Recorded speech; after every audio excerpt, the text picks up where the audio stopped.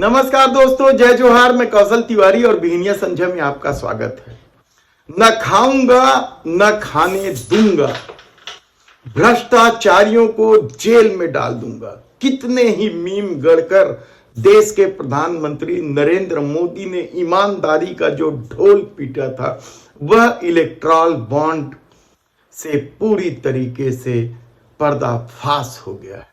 किस तरीके से एक एक पैसे वालों को कभी ईडी के नाम पर, सीबीआई के नाम पर तो काम दिलाने के लालच देकर मनमाना चंदा वसूला गया। कहा जा रहा है कि दुनिया का यह किसी सत्ता के द्वारा किया गया अब तक का सबसे बड़ा फ्रॉड। सिर्फ इलेक्टोरल बॉन्ड की बात नहीं है, फेहरिस्त है। और कल जब इस आधे अधूरे इलेक्टोरल बॉन्ड की सूची जारी करने को लेकर मामला सुप्रीम कोर्ट में पहुंचा तो जस्टिस चंद्रचूड़ आग बबूला हो गए। उन्होंने सीधे सीधे एसबीआई को निर्देश दिया कि तुरंत एक एक आंकड़े उपलब्ध कराए जाए सीरियल नंबर के साथ। किस उद्योगपति ने खरीदा है और किस पार्टी ने उसे भुनाया है, सब कुछ क्लियर होना चाहिए। क्यों छुपा रही थी सरकार? एक तो चुनावी बांड को लेकर हिल हवाला होता रहा लंबे समय तक, और अब जब सुप्रीम कोर्ट ने फैसला दे दिया है कि एक एक व्यक्ति का नाम सामने आना चाहिए, तो फिर क्या चालबाजी की जा रही है, षड्यंत्र की जा रही है, अपने को बचाने की कोशिश की जा रही है।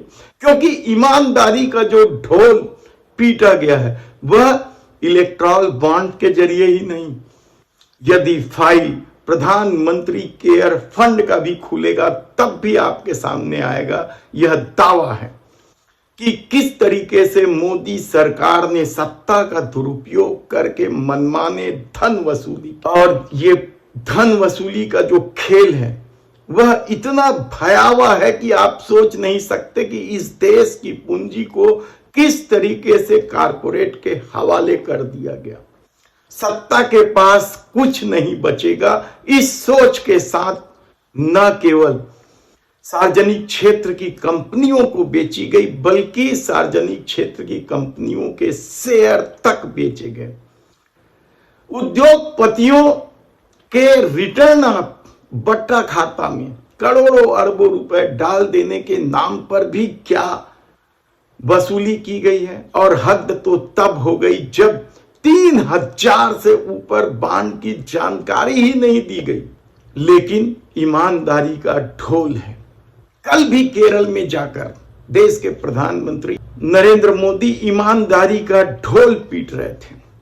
लेकिन इस दौर में लोगों ने तो देखा है कि किस तरीके से भ्रष्टाचारियों को भाजपा में लाया गया है, किस तरीके से विपक्ष के स्वर को कुचलने की कोशिश की गई और किस तरीके से प्रधानमंत्री केयर फंड का हवा खड़ा किया गया। पहले प्रधानमंत्री राहत कोष को बदनाम किया गया और प्रधानमंत्री केयर फंड के नाम पर वसूली की गई, और बाद में लोगों को पता चला कि यह केयर फंड कोई निजी संस्था है जिसका ऑडिट भी नहीं होना है और जिसकी जानकारी सूचना के अधिकार के तहत भी नहीं मिलनी है। तो क्या यह मामला भी जब सुप्रीम कोर्ट में जाएगा तो मोदी सत्ता चारों खाने चित्त हो जाएगी। हमने कल आपको बताया कि मेगा इंजीनियरिंग ने जैसी ही चंदा दिया उसके 1 महीने बाद उन्हें कैसे करोड़ों अरबों रुपए का काम दे दिया गया, ठेका दे दिया गया। तो क्या मोदी सत्ता का यह भी खेल था कि पार्टी को चंदा दो और धंधा लो, और कौड़ियों के मोल पे धंधा लिया गया। यही नहीं, जिस नितिन गडकरी को लेकर कई तरह के दावे किए जाते हैं, उस नितिन गडकरी ने भी मेगा इंजीनियरिंग के कामकाजों को लेकर संसद में तारीफ की थी और नॉर्वे से लेकर दुनिया के सब लोगों को बुलाया। तो मैंने कहा यह टनल की कॉस्ट एग्जैगरेटेड, इसके टेक्निकल क्वालिफिकेशन बदले, और उसमें इंडियन कॉन्ट्रैक्टर को इंकरेज किया गया। 12,000 करोड़ की एस्टीमेट कॉस्ट थी, और आज तो मुझे बताते हुए खुशी हो रही है इस देश के इस टेंडर में जिस कंपनी ने कॉन्ट्रैक्ट जीता, 5 लोगों ने टेंडर भरे, कंपटीशन हुई और हैदराबाद की एक मेघा इंजीनियरिंग करके कंपनी है, उन्होंने काम लिया। और फारूक साहब, इस एक ही काम में हमारी सरकार ने एस्टिमेट कॉस्ट से 5,000 करोड़ रुपए की बचत की और ये करके दिखा। लेकिन अब पता चला कि तारीफ की वजह मेगा इंजीनियरिंग का काम नहीं, बल्कि उसके द्वारा भारतीय जनता पार्टी को दिए गए चुनावी चंदा है। यानी किस हद तक सत्ता जा सकती है, इससे बड़ा उदाहरण दुनिया में कहीं नहीं मिला। तानाशाही के दौर में भी इस तरह से पूंजी बटोरने का खेल कभी नहीं हुआ होगा शायद, लेकिन ये मोदी सत्ता की गारंटी है। मोदी सत्ता का दौर है। हिंदुत्व की पट्टी बांधकर क्या कुछ गजब नहीं किया गया। इस चुनावी बांड खरीदने वाले, आप कल्पना कर सकते हैं कि चुनावी बांड जिन लोगों ने खरीदा है, उनमें से टॉप 5 ऐसी कंपनियां हैं जिनमें से 3 कंपनियों के खिलाफ छापे की कार्रवाई की गई, जांच की गई, ईडी, सीबीआई, सब तरह की जांच। तो क्या दबाव में डालकर उनसे पैसा वसूला गया? आप सवाल कैसे कर सकते हैं? क्योंकि ईमानदारी की जो छवि गढ़ी गई है, उसके सामने आपके सवाल को तो बौना कर दिया गया। और ज्यादा सवाल करोगे तो आप हिंदू विरोधी हो जाओगे। आप नहीं पूछ सकते कि सत्ता ऐसा क्यों कर रही थी। आप नहीं पूछ सकते कि अचानक 10-15 सालों में भारतीय जनता पार्टी के इस देश के अमूमन सभी जिलों में भव्य कार्यालय बन गए, विश्व हिंदू परिषद के भव्य कार्यालय बन गए, आरएसएस के भव्य कार्यालय बन गए, आदिवासी कल्याण आश्रम के भव्य कार्यालय बन गए। क्या सिर्फ सत्ता के ताकत से वसूली करके यह सब किया गया है? बेहद ही जांच का विषय है, गंभीर मामला है। अभी और ढोल के पोल खुलने वाले हैं। ढोल यानी ईमानदारी का ढोल, उसके अभी और पोल खुलने वाले हैं। महिलाओं के प्रताड़ना वाले लोगों को किस तरीके से गले लगाया, यह तो इस देश ने देखा है। यानी कितना निकृष्ट काम होता है महिलाओं का यौन शोषण। उन अपराधियों को भी यदि भारतीय जनता पार्टी बचाने में लगी थी, तो आप सोच सकते हैं कि किस हद तक भारतीय जनता पार्टी जा सकती है। शीर्ष दानदाता फ्यूचर गेमिंग के खिलाफ 2016 से ही ईडी की कार्रवाई जारी है, 2016 से। और 2019 से 2024 के बीच अलग अलग मौकों पर फ्यूचर गेमिंग ने 1386 करोड़ रुपए का चुनावी बांड खरीदा। इसी तरह 1000 करोड़ के चुनावी बांड खरीदार दूसरी बड़ी दानदाता है मेगा इंजीनियरिंग कंपनी। हमने अब भी बताया आपको कि किस तरीके से उस कंपनी की तारीफ की जा रही थी। 1000 करोड़ रुपए के चुनावी बांड इस कंपनी ने खरीदा है।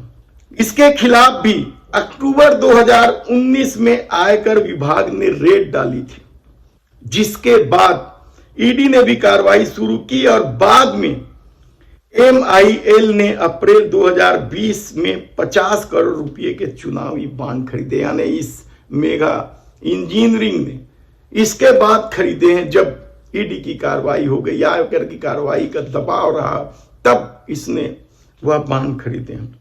हालांकि इसे ठेका भी दिया गया, धंधा भी दिया गया, यानी कुछ पैसे ईडी और आयकर से बचने के लिए और कुछ पैसे धंधा करने के लिए।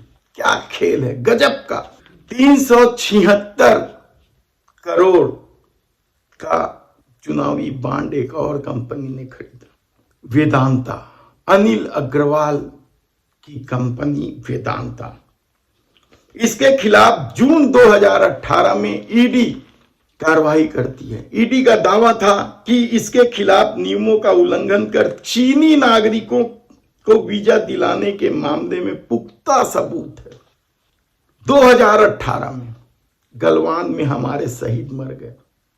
चीनी खौफ ने जमीन भी छीन ली और उस कंपनी से, वेदांता से, जिसके चीनी नागरिकों से सबूत होने का पुख्ता दावा ईडी करते रहा, उस कंपनी से भी चुनावी बॉन्ड खरीदे गए।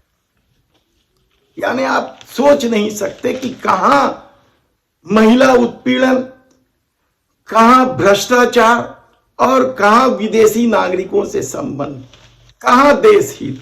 दावा था राष्ट्रवादी, क्या कुछ नहीं कहा जाता है। आप थोड़ा भी सवाल उठा दे तो आप राष्ट्रद्रोही कहलाएंगे। लेकिन ईडी ने जिस कंपनी वेदांता पर चीनी नागरिकों से संबंध होने के पुख्ता सबूत का दावा कर रही है, उस वेदांता से भी भारतीय जनता पार्टी को चंदा मिला। आयकर विभाग के छापे के बाद जो लोग शामिल हुए उनकी अपनी फेहरिस्त है। ईडी की कार्रवाई के डर से जो लोग शामिल हुए वो उनकी अपनी फेहरिस्त है।